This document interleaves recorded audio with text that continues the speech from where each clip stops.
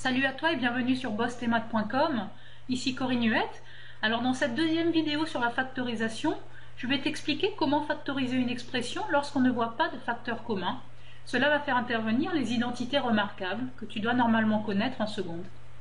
Alors sache que j'ai vraiment voulu concevoir cette vidéo pour aider les élèves parce que j'ai remarqué qu'en fait les élèves maîtrisaient vraiment très mal ces factorisations avec les identités remarquables et c'est pourtant une notion essentielle dans les calculs de lycée. Alors je te dis à tout de suite pour visionner cette vidéo. Alors je vais te délivrer la méthode pour factoriser une expression grâce aux identités remarquables, mais d'abord est-ce que tu pourrais me rappeler les trois identités remarquables? Tu devrais être capable de les écrire sans hésitation sur une feuille de papier.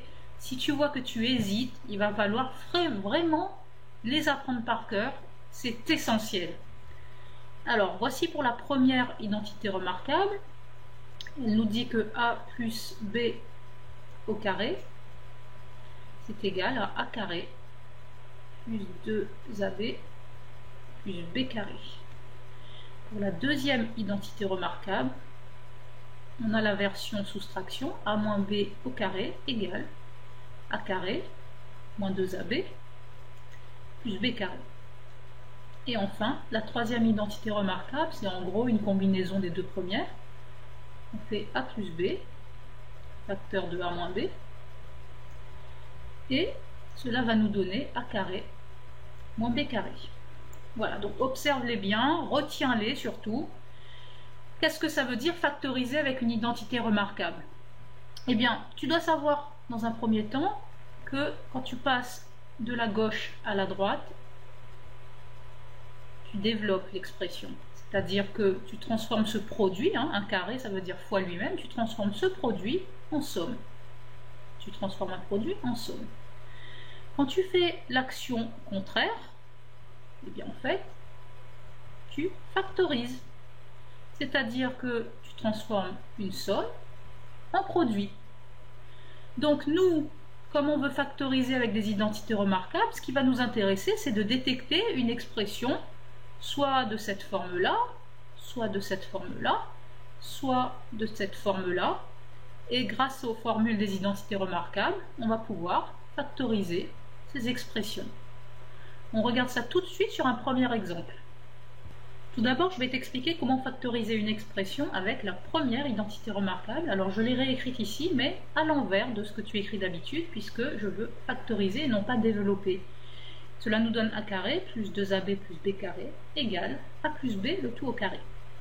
Alors, traitons un premier exemple dans lequel il faut factoriser l'expression que j'ai notée a de x, qui est égale à 9x carré plus 12x plus 4. Donc, qu'est-ce qu'on va faire concrètement? Eh bien, il va falloir que cette expression a de x, tu vois qu'elle est de cette forme-là, a carré plus 2ab plus b carré. Eh bien, allons-y, on doit tout d'abord avoir un nombre a au carré. Alors, qu'est-ce que je vais mettre ici au carré pour que ça me fasse 9x au carré? Bien, j'espère que tu es d'accord que si je mets 3x le tout au carré, cela me fait 9x carré.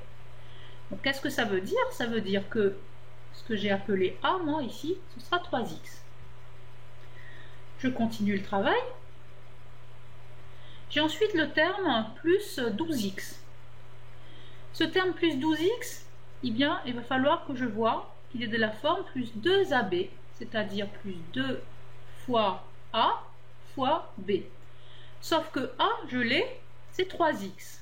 Donc, je dois avoir 2 fois 3x fois un nombre b qui doit me faire 12x. Sauf que ici, j'ai déjà 6x, donc j'ai pas beaucoup le choix. Il va falloir que je fasse fois 2 pour que cela me fasse bien plus 12x. Et donc, tu vois bien que le nombre b que je cherche, ici, ce serait 2. Alors, on va voir si la fin coïncide bien. Est-ce que, à la fin, j'ai un terme qui est de la forme b au carré, ici, c'est-à-dire 2 au carré? Eh bien oui, puisque tu vois que j'ai plus 4, et 2 au carré, ça fait bien 4. Donc, moralité, mon expression est bien sous cette forme-là, et je vais pouvoir donc appliquer la formule de la première identité remarquable qui me dit que c'est égal à a plus b, le tout au carré. Alors, il suffit juste de remplacer a par 3x et b par 2.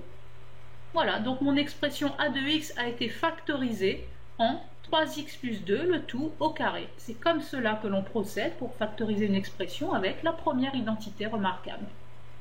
Maintenant, factorisons une expression avec la deuxième identité remarquable que j'ai écrite ici. A carré moins 2ab plus b carré est égal à a moins b, le tout au carré. Donc dans le deuxième exemple, on me demande de factoriser l'expression b de x égale 16x carré moins 40x plus 25. Et je vais procéder exactement de la même manière que pour la première identité remarquable, c'est-à-dire que cette expression b de x, je vais la mettre sous cette forme-là, a carré moins 2ab plus b carré. Donc ça commence tout d'abord par a qui est au carré. Donc qu'est-ce que je vais mettre ici pour que ça fasse 16x au carré? Alors, est-ce que tu es d'accord que 4x, quand je le mets au carré, ça fait bien 16x carré? Donc mon a ici, c'est bien 4x. Ensuite, j'ai bien un moins, et ce nombre 40x, il va falloir que je le mette sous la forme 2 fois a, c'est-à-dire ici 4x, fois b. Alors ici 2 fois 4x, ça fait 8x, donc pour avoir 40x, je n'ai pas le choix, il va falloir que je fasse fois 5. Cela sous-entendrait que mon nombre b est égal à 5. On va vérifier la cohérence de cela avec le dernier terme ici, qui est 25. Est-ce que je peux le mettre sous la forme b au carré, c'est-à-dire, comme b vaut 5, 5 au carré? Eh bien oui, 5 au carré, ça fait bien 25. Moralité, mon expression, elle est bien sous la forme a carré moins 2ab plus b carré. Je peux donc appliquer la deuxième identité remarquable pour factoriser. Donc ce sera égal à a moins b, le tout au carré. Je vais donc remplacer a par 4x et b par 5. Et donc mon expression b de x s'écrira sous forme factorisée 4x moins 5, le tout au carré.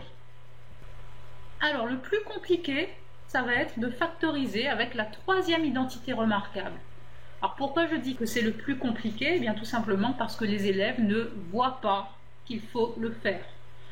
Alors je vais t'expliquer comment le voir. La troisième identité remarquable nous dit que a carré moins b carré, c'est égal à a plus b fois a moins b.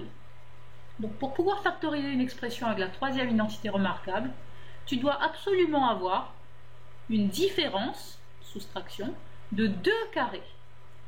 Par exemple, dans l'exemple 3, il faut factoriser l'expression c de x qui est égale à 81 moins 4x carré. Alors, est-ce que tu vois comme moi qu'il s'agit d'un carré moins un autre carré? Alors voyons tout de suite 81, eh bien 81 c'est 9 au carré, il n'y a aucun problème. Et 4x au carré, ce sera 2x, qui sera au carré. Donc qu'est-ce que je vois? Eh bien je vois exactement que cette expression est de la forme a carré moins b carré, avec petit a ici qui vaut 9 et petit b qui vaut 2x. Moralité, je vais pouvoir appliquer la troisième identité remarquable qui me dit que c'est égal à a plus b fois a moins b. Donc j'ai plus qu'à remplacer a par 9 et b par 2x. Finalement, mon expression c de x va se factoriser sous la forme 9 plus 2x, facteur de 9 moins 2x. Est-ce que tu as compris cette factorisation? Alors, voyons si tu as compris avec un quatrième et dernier exemple dans lequel il faut factoriser l'expression d de x qui est égale à 6 moins x au carré moins 3x plus 2 au carré. Alors, observe bien cette expression d de x. Est-ce que, comme moi, il faut vraiment habituer ton œil à voir ça, est-ce que, comme moi, tu vois que c'est une différence de 2 carrés?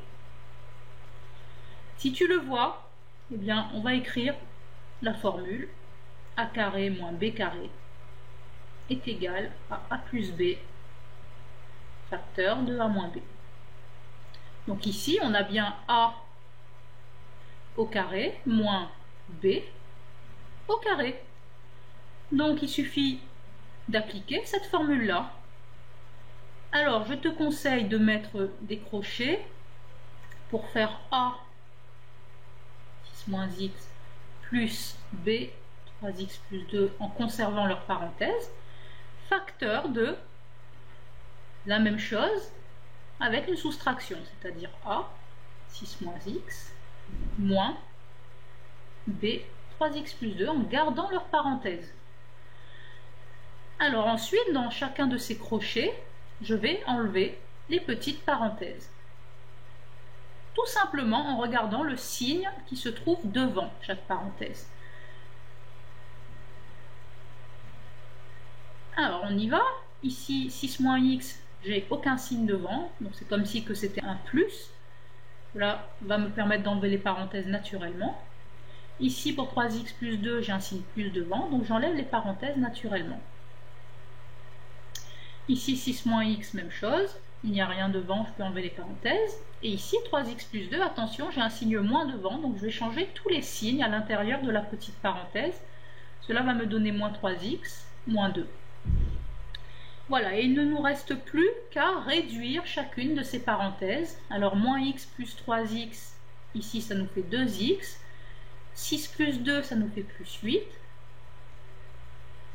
Moins x moins 3x, ça nous donne moins 4x. Plus 6 moins 2, ça nous donne plus 4. Voilà comment on procède pour factoriser une différence de 2 carrés. Il faut vraiment que tu y penses.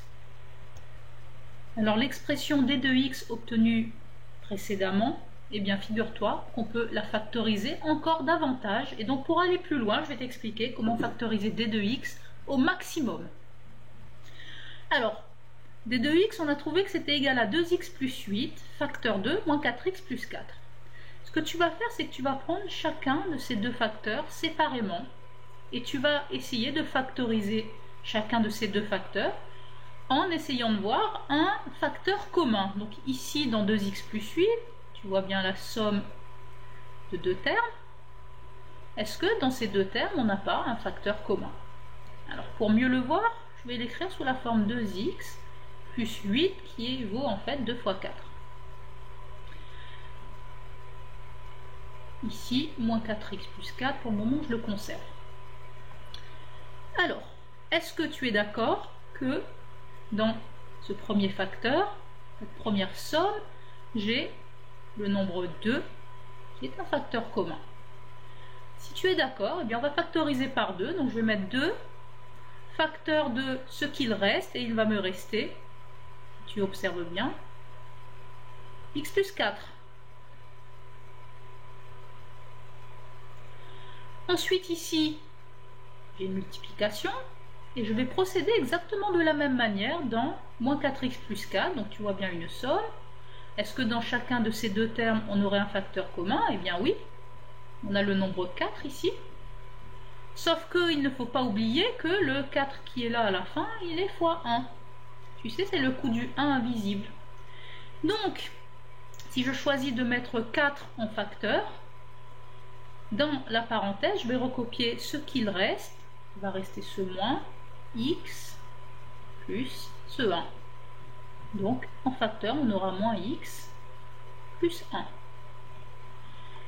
Voilà, et comme ici j'ai une multiplication de 4 facteurs, 2 fois x plus 4 fois 4 fois moins x plus 1, eh bien on peut commuter l'ordre des facteurs, et donc je peux faire 2 fois 4, ça va me faire 8. Facteur de x plus 4, facteur de moins x plus 1. Voilà comment on peut factoriser d de x au maximum. Et bien c'est la fin de cette vidéo sur la factorisation. J'espère qu'elle t'aura permis de mettre les choses au clair puisque cette notion est fondamentale dans les calculs au lycée. Je t'invite pour t'entraîner à télécharger la feuille d'exercice qui est juste en bas de la vidéo. Et n'hésite pas à vérifier tes réponses avec le corrigé que tu peux télécharger gratuitement également. Voilà, et bien je te remercie d'avoir visionné cette vidéo sur bossemaths.com et je te dis à très bientôt pour une prochaine vidéo. Salut!